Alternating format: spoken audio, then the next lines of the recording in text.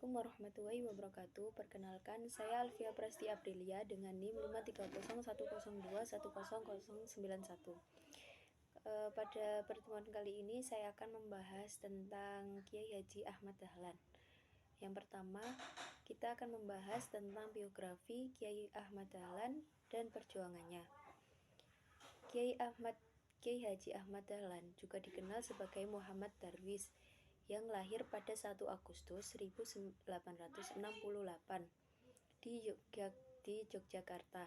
Setelah menunaikan ibadah haji dari Mekah, ia mendapatkan gelar Kiai Haji Ahmad Dahlan.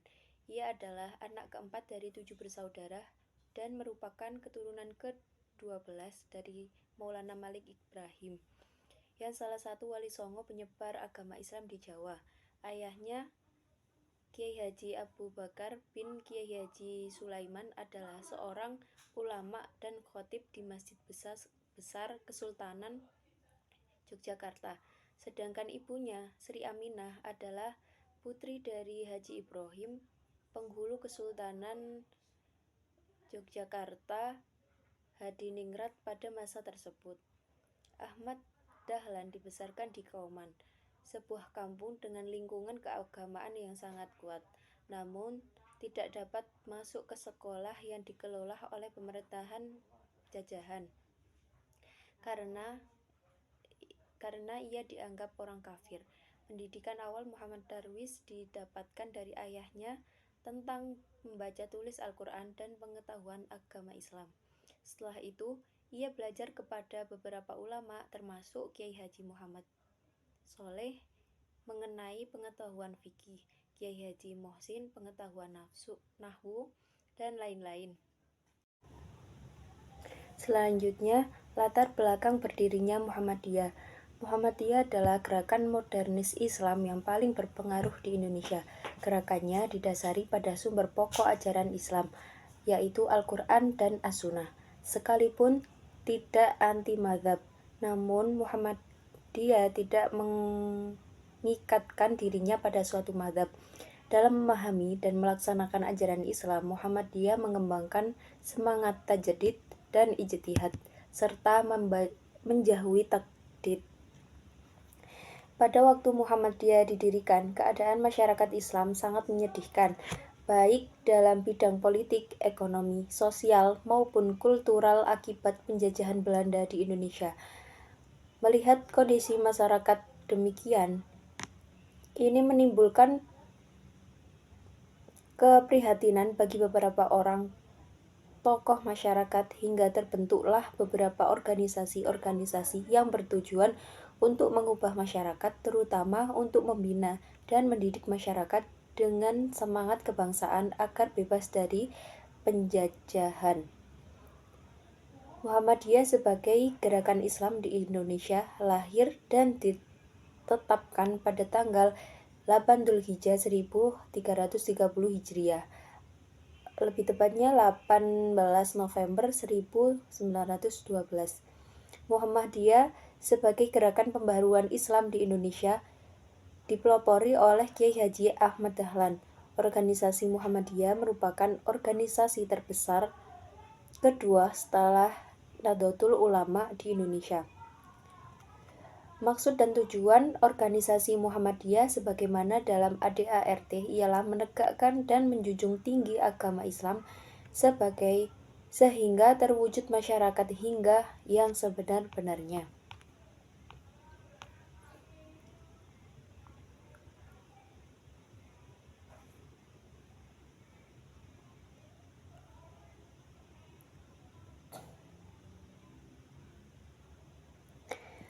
Kelahiran Muhammadiyah di Indonesia memiliki sebab-sebab yang melatar belakangi berdirinya Muhammadiyah, yakni dilatar belakangi oleh faktor-faktor subjektif Kiai Haji Ahmad Dahlan sebagai pendiri organisasi Muhammadiyah dan faktor objektif yang terjadi di Indonesia pada saat itu. Yang pertama, faktor subjektif dikatakan juga sebagai faktor utama dan faktor penentu berdirinya Muhammadiyah. Faktor yang dianggap sebagai faktor penentu ini adalah hasil pendalaman Kiai Haji Ahmad Dahlan terhadap Al-Quran, baik dalam gemar membaca maupun menelaah. membahas dan mengkaji kandungan dan isinya. Ayat-ayat Al-Quran ini ditelaah dengan sangat teliti, pertanyakan asbabun nuzulnya serta apa yang harus dilakukan setelahnya. Salah satu ayat yang diperintahkan oleh Kiai Haji Ahmad Dahlan adalah surat Al-Imran ayat 3. Surat Al-Imran ayat 104. Yang kedua, ada faktor objektif. Beberapa sebab yang bersifat objektif yang melatar belakangi berdirinya Muhammadiyah yang dikelompokkan menjadi dua faktor, yakni faktor internal. Faktor muncul di tengah-tengah kehidupan umat Islam seperti ketidakmurnian amalan Islam, tidak dijadikan Al-Quran dan As-Sunnah sebagai satu-satunya rujukan oleh sebagian besar umat Islam Indonesia, dan lembaga pendidikan yang dimiliki umat Islam belum mampu menyiapkan generasi yang siap mengembankan misi selaku khalifah Allah di atas bumi.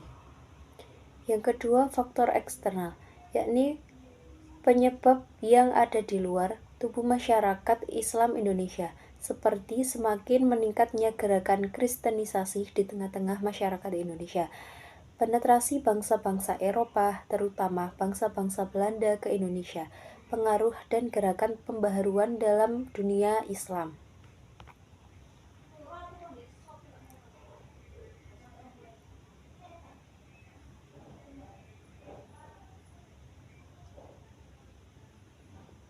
Gagasan Kiai Haji Ahmad Dahlan yang penting dicatat adalah memasukkan pendidikan agama Islam ke dalam sekolah yang dikelola pemerintah ia sendiri. Beliau pernah menjadi pengajar agama Islam di Quick School Jetis, Yogyakarta sekitar tahun 1910.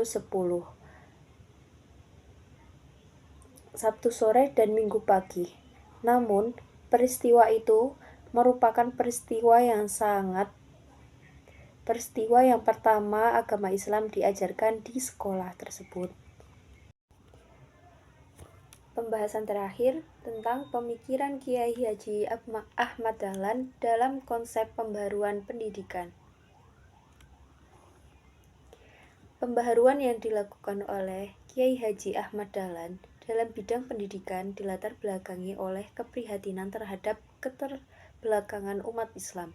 Menurutnya, lembaga pendidikan Islam harus diperbarui dengan metode dan sistem pendidikan yang lebih baik. Kiai Haji Ahmad Dahlan menggabungkan sisi baik model pendidikan pesantren dengan model pendidikan barat untuk diterapkan dalam pendidikan Islam.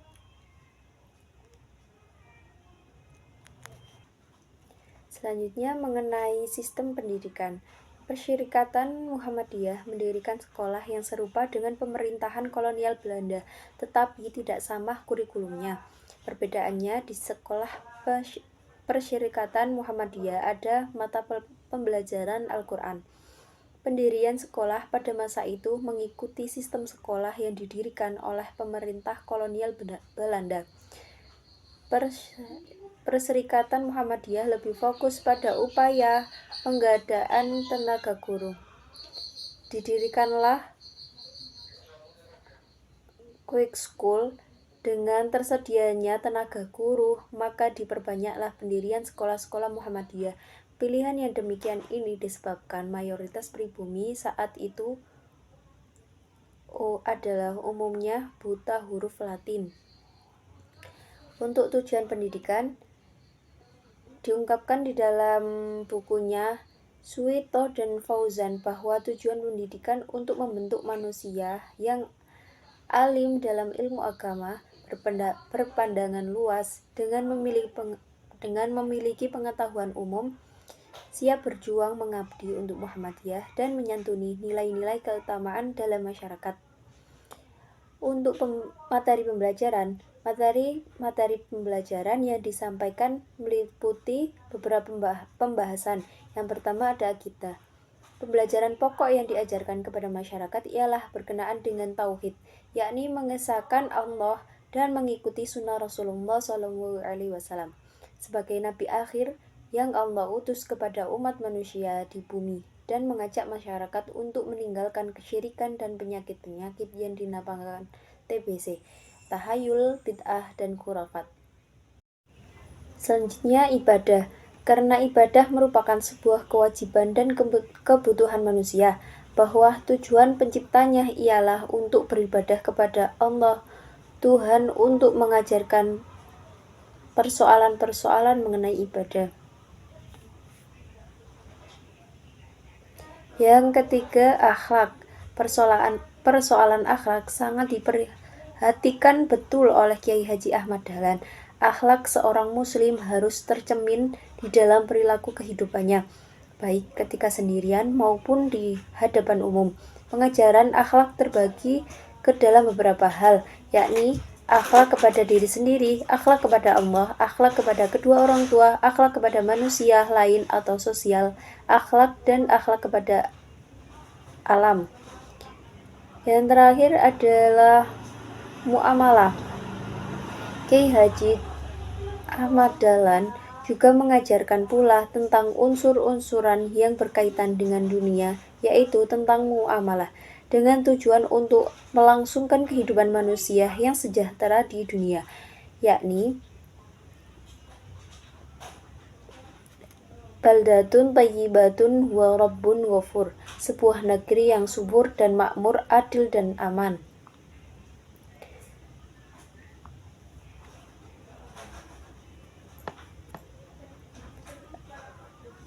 Di sini ada ilmu pengetahuan umum. Kiai Haji Ahmad Dahlan memandang perlu untuk mengembangkan ilmu-ilmu umum seperti kedokteran, matematika, fisika, ekonomi, dan lain-lain. Hal itu menjadi kewajiban setiap muslim untuk mengembangkan potensi yang dimilikinya untuk mendapatkan keridhaan Allah dan kelangsungan hidup manusia. Dengan diajarkannya ilmu pengetahuan di lembaga-lembaga pendidikan agama ini akan menghasilkan seorang agamawan yang berpikir luas, rasional, dan ilmiah yang dapat memberikan arah tujuan dalam kehidupan yang semakin modern.